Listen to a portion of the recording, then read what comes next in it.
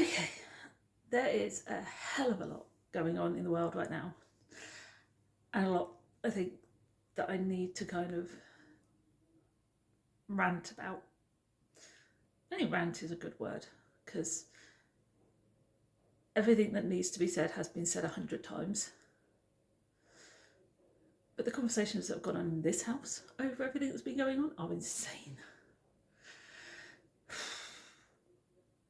I mean, let's start with this concept of Britain has no freedom of speech and that people are being put in jail for speaking out. No. We do have freedom of speech here. What we don't have is the right to break the law.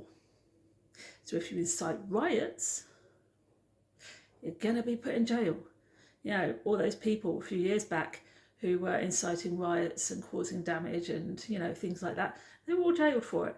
You know, when they were burning, you know, immigrants, you know, buildings full of people like immigrants when they thought immigrants were in them or there were immigrants in them. You know, and people who went on social media and, you know, incited riots because they thought they were being clever. They were jailed. And they were, you know, because they went all over social media and agreed with those people and incited people to riot. That is what it's classed as. It isn't classed as inciting riots.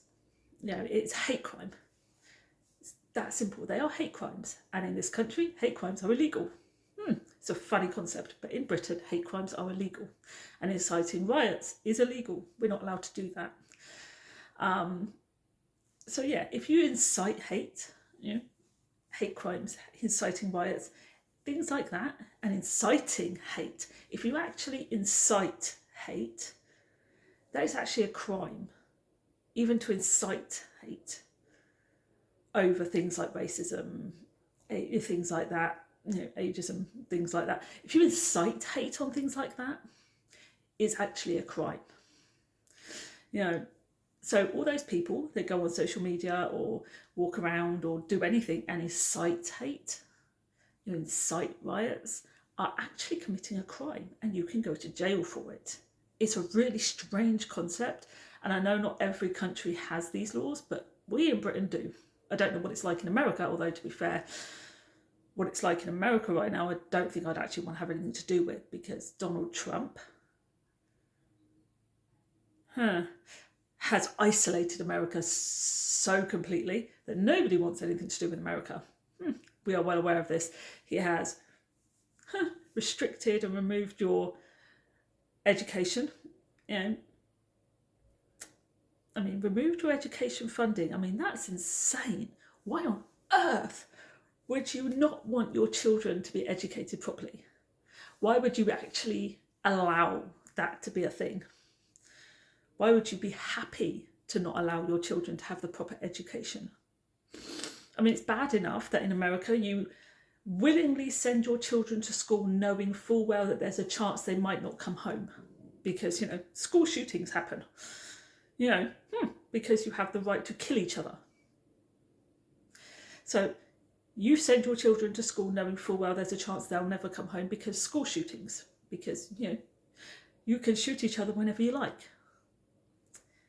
But knowing full well that now they're not even going to get an education when you do send them to school and they do come home, they're not even being taught properly, if at all, anymore.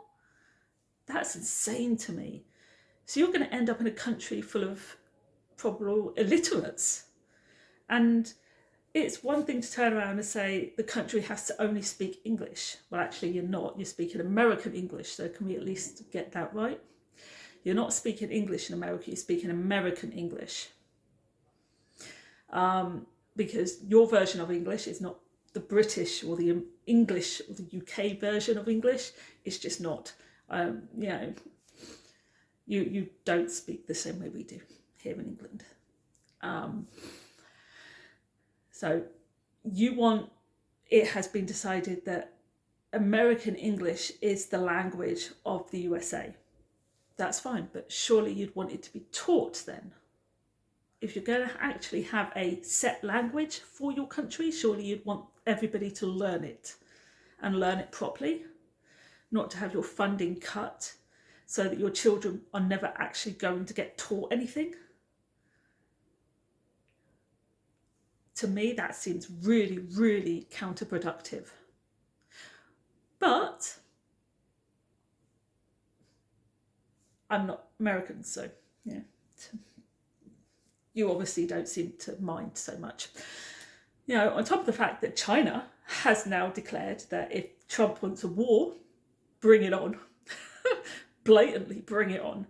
Trump has declared a trade war on China, or a tariff war on China, and China has blatantly turned around and said, bring it on. If you want a trade war, a tariff war, or any other war, bring it on. We are willing, we are ready, come and get us. Come on, we'll take you on anytime, anywhere, any day. We'll take you, come on. They have declared, we will, yeah, come on, bring it on. We'll take you. Yeah, you've made enemies of China. North Korea are not your friends anymore. I mean, North Korea have always been all about North Korea. Anyway, they're a hermit country. They've always been very about themselves. We are well aware of that. We've always been very wary of North Korea. But when Donald Trump makes friends with North Korea and then loses that friendship all over again, not only were you never friends with them to begin with, but when all this started, he then made allies with North Korea, and now he's lost that all over again. And now North Korea are sending out messages stating that his concept of going for world domination is going to destroy everything, and if he dares, he's going to get involved. Which is blatantly what he's done. He said, we will ally with whoever to stop you. We will stop you. He might not ally with us, but he has blatantly declared he will not put up with his shit. Blatantly said it. If he goes and declares war on Panama, or if he actually starts causing issues between his friends, well, they're not so much friends, but you know, Japan and North Korea have an uneasy alliance, a very uneasy alliance. And if he starts causing issues between North Korea and anyone he's made an uneasy alliance with, he will start on him. He said it. He will become enemy number one. The USA will become an enemy number one if he starts causing shit between him and anyone he has an uneasy alliance with. Because that is not on. He's not playing games with that. So, yeah. And now let's talk about this concept of his idea of world domination. Yeah, it's not going to happen. He is absolutely Russia's puppet. Putin tells him what to do, where to go, and how to do things. And he goes, yes, sir. And frankly, America is screwed right now. Canada, I mean, I'm sorry, but Trump's wall from Mexico was funny enough. But when Mexico turned around and actually gated their border, that was hilarious. It actually was hilarious when they actually gated their border. They turned around and said, you want a wall? That's fine. You can have a wall, but we won't pay for it. And you are going to just never come here again. And they gated their border. That was hilarious. And that was one hell of a statement. One hell of a statement. That was, we are cutting you off. That was a blatant, we are cutting off America. That is it. You're done. We are finished here. You are over. We're done. We want nothing more to do with you. That was Mexico blatantly stating, we are done. We are over you. We want nothing more to do with you. And then, of course, you've got Canada threatening the blackout. Now, whether that blackout that happened the other day was Canada's doing or not, there is a part of me that really wants them to do it.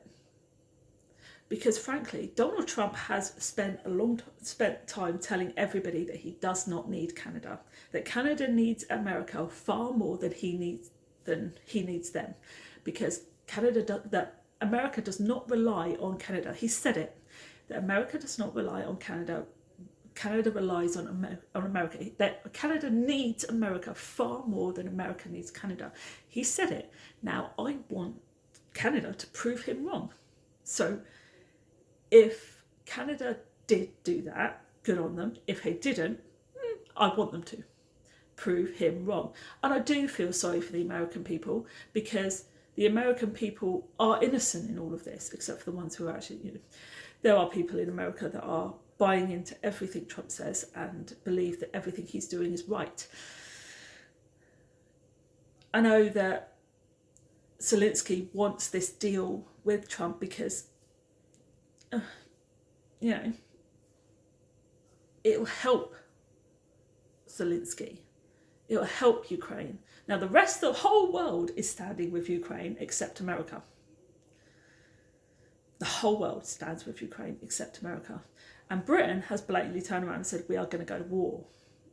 We are going to stand with Ukraine so badly, we're going to go to war. And we said that. Now, I kind of understand why here in Britain we are saying that Starmer needs to go, because we don't need another war.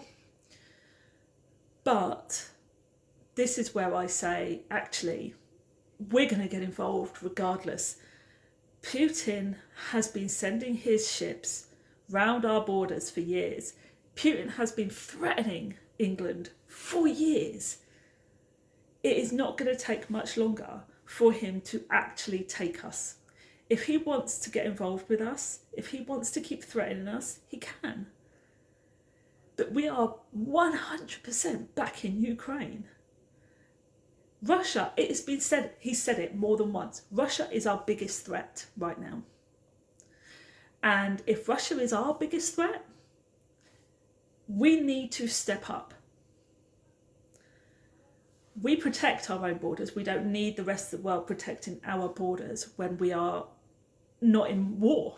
When we have nothing, when we have nobody attacking us, we do not need help.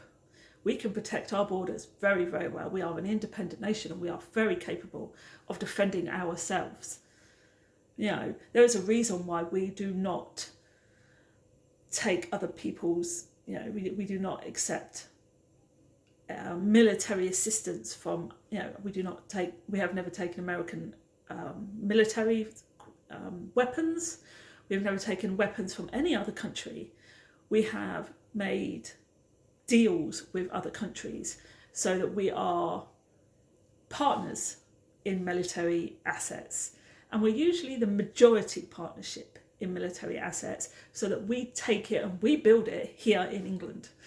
And we are capable of doing that and using it for ourselves. So we have no alliance and no other country has the right to come in and say, well, that's ours and we're going to take it back.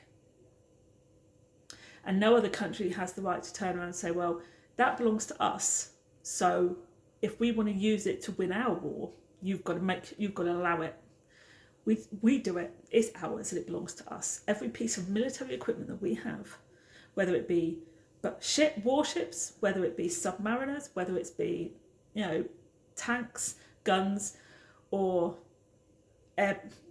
fighter jets, it belongs to us. We are more than capable of defending our country, especially when we're just stacked. There's no threat to us. There's no active threat to us. We're not in war. We're not in battle. We are more than capable. We have alliances with other countries. So if we are ever at war and if we have an active threat to our borders and we are actively threatened, somebody, actively attacks us, we have allies who have to come to our aid. And they have to, because we've signed treaties with them. We've signed, actual deals with them, that when we are in actual threats, somebody's attacked us, they will come to our aid. Same with other countries. If they are attacked, we go to them. Now, Russia is our threat right now.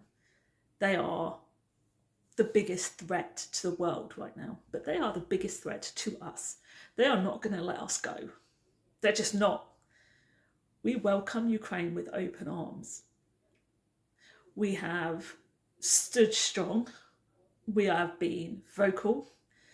And the one thing, just like Europe, that because we're not actually in the European Union, Putin seems to believe, or seems to be acting as if we're incapable of defending ourselves. So he's sending all his ships and his warships and even some of his fighters, round our borders fairly frequently at the moment. It's fairly frequent that we are defending our, escorting him round our waters on a fairly frequent basis right about now. I think it's 3 times in the last 2 months that we've had to escort him back to his own country. Not just his ships, but his fighters. And, we've had to escort him back 3 times now.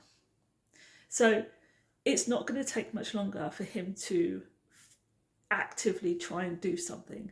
So, yes, we cannot stand by and say we're not going to get involved with this war. It's not our battle, because it is our battle. It's completely our battle. And Russia's making it our battle. Putin has made this war with Ukraine our battle. And it's that simple. He is making it very, very clear that he's targeting us. And it's not going to stop. So what we've got to do is counter him. So we've either got to go over there and start, or we're going to have to wait for him to attack us. We've got to preempt him, and I do believe that. It's just that simple. Preempting him is that simple. We know what he's doing. We know what he's up to.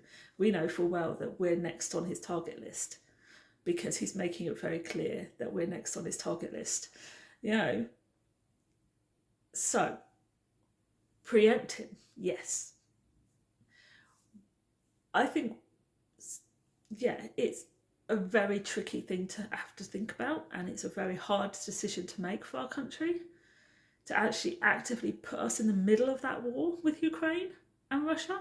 But we're already right in the middle of it. We're slap bang in the middle of it, because Russia is putting us in the middle of it. Now, there's a hell of a lot that's going on in the world, and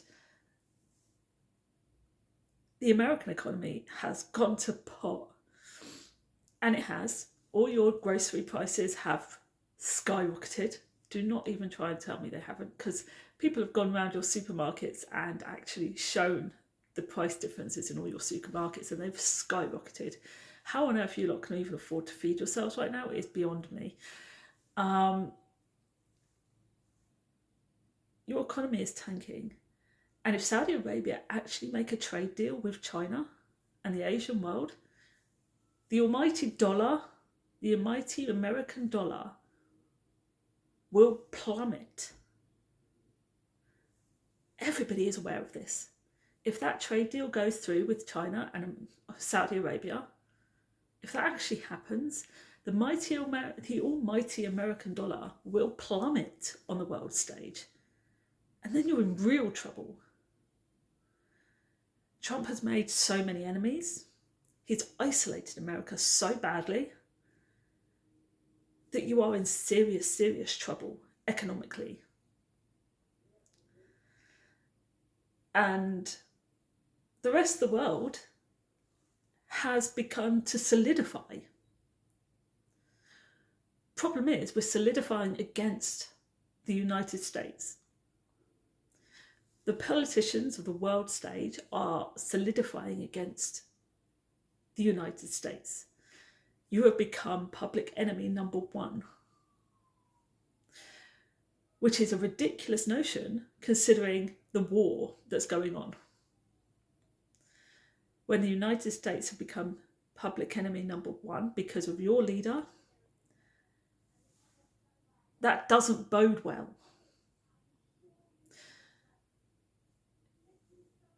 As for this concept that America will not send troops for war, support war and stuff like that, you're already doing it.